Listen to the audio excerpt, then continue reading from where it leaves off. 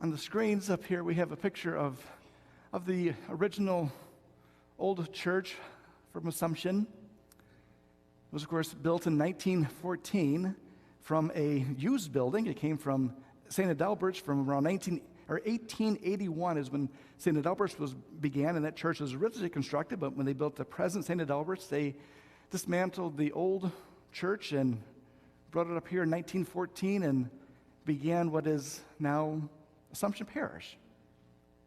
And just last week, we had the funeral of Monsignor John Porter, who is the pastor who had this church building built. After that one became too small and was kind of falling apart. Of course, it was a growing community at that time, a lot of new housing coming up here, so they had to build a new church, and so he's the one who took what was from that church and built this church here. Of course, there are some pieces of the old church, some of the old stained glass windows, the old baptismal font, and the bell is still used. The reason why I bring all these things up is that we are starting a new capital campaign. Obviously, you've heard about our CSA, Catholic Services Appeal, that we have every year.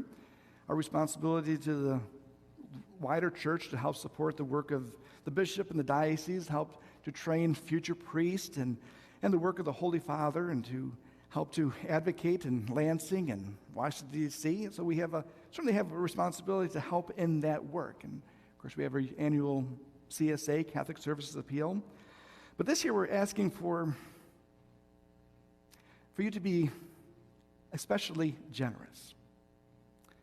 You know, a few years ago, we did the same thing with asking for extra help during the CSA. We went way over our budget, and whatever donations we get beyond our CSA target all comes directly back to us. And we're able to kind of restore some of the carpet and new floor and restore the statues and bring this church to the beautiful condition that it is now. This new project is about setting us up better for the future. And Alex, would like to bring up the picture of the whole campus. On the screens there, we see pictures of the whole campus, and where that little red dot is, that's basically the church right there. And over on this side is kind of the rectory and the offices, the parish offices. And here is the school, and then we have the ministry center, so faith formation offices are over here. And then, of course, across the street is the church. And one of the things we'd like to do, ultimately, is to consolidate the faith formation office, which are in what's called the ministry center, a little wing of a building back here, and then the parish office, which are in the house of the rectory, to consolidate them into the basement of the church here. And part of that is to bring us together, to sort of help with communication and just to more share resources instead of having us all in all these different buildings scattered over the place, but really have our offices together here together. But why the church basement?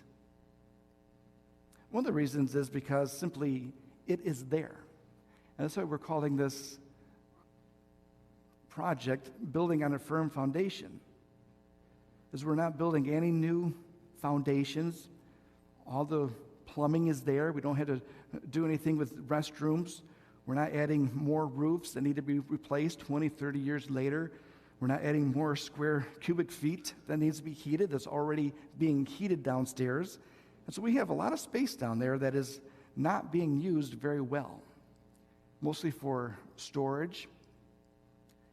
A lot of stuff is just piled down there. And one of the benefits of the basement is that around the back side, around that red dot, there's a nice circle drive.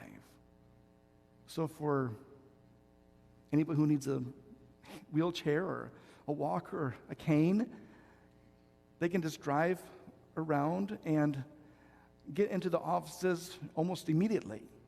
Not have to walk through snow and ice and rain, but very quickly get under cover and very quickly get into the offices. Most of the people that visit the office, their visits may be 5 minutes at most. Most people come in to the window and they ask for an intention for a mass, or they need a key for a room, make a reservation, hopefully to drop off their CSA pledge card. But most of the visits are only about 5 minutes. So it'll be a very convenient and easy way to stop by the office. You may be thinking to yourself, well, that sounds fine and dandy, but Father, what's in it for you? What's your angle? Here is the office that we presently have, and of course that is also the living quarters. When I first moved here, that just was the situation. The offices and living quarters were just all together, and that's just the way life was, and I guess I got pretty used to it. But then all of a sudden the pandemic hit. And then that building, that office building, became my home for about 4 months. And I kind of liked it. It was nice to have a home to go to. And then, of course, things started opening up again, and now it's back to the way it was. I think it's sort of a little bit more healthy living situation to have a place where you really can kind of call your own. Another reason why we want to do this project is for our students to come here on Wednesday night for our religious ed, faith formation programs. A lot of them have, go to public schools around or homeschooled, but they spend all day long in their classrooms and their own schools, and then they get dropped off here at the school for Wednesday night class, which is fine, which works. It's certainly is adequate. But think about yourself as a student in grade school, spending all day in one classroom, and then your parents drop you off at another classroom and try to learn, try to pay attention, try to focus. It's a little bit difficult. Part of the vision of this is that what if we use this space here as their home spot? Maybe they can come here and gather first and then split off into different rooms throughout this building here. A little bit different environment, a little bit more their home here in this church building, and then, of course, going off to learn with their catechists and their age-appropriate groups. The catechists would like to use this church more often for the Wednesday night programs, but across the street, we've got this big barrier called Belmont Avenue, which Saturday afternoon's not so bad, but if you ever come by here about 5:30 on an average weeknight, it's pretty much constant traffic, especially wintertime, icy and snowy. Trying to get a group of students across the street is very difficult. We'd like to remove that barrier. To make this place more their home and to better utilize a building that most of the week kind of sits empty. Still heated, still got water, still have all the utilities, but a lot of times just sort of sits unused.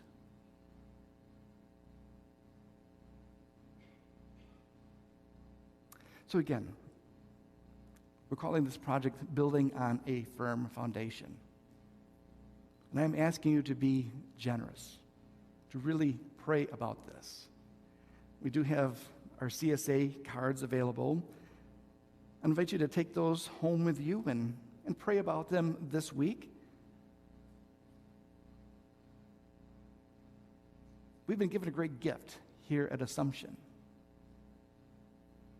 A nice building, a great campus, a beautiful spot to live out our lives.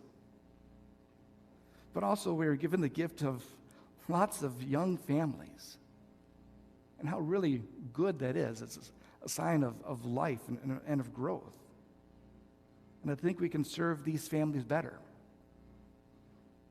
I'm a little bit hesitant to talk about this because it's something more towards the future. It's not this project here that I'm talking about now. This is something that's more long term, but we need to get sort of these dominoes of the offices moved first, and then it does something very, very good for us and really is ultimately the real benefit of it, other than the Wednesday night groups being able to use this place here. But once that ministry center is available, and then it'll open up space, hopefully, for a future daycare preschool center. If you go to especially our 10 our 9 o'clock and our 11 o'clock masses, there's lots of young families here. I think we can serve them better by hopefully someday using that space across the street for, again, preschool and daycare. So these young families get to drop off their child here in a nice, safe, warm place. And again, it's all about making Assumption Parish their home.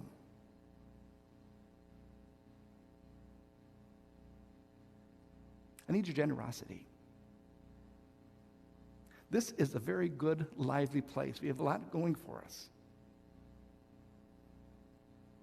Take your card, or it'll be mailed to you, of course, with the bishop. There'll be different mailings coming out very soon, more information in the bulletin. And pray about that. Maybe you want to have your gift be payable over the next 7-8 months. We can certainly do that through CSA. I know this is a strange time we live in. It's a very uncertain world we live in. But we do have a good foundation in Christ himself. We do have that promise of the risen Lord always being with us. We do have this great family of Assumption Parish. Again, more information in the weeks to come. But I think we're off to a good start, building on what is really already here for us, the gift of Assumption Parish.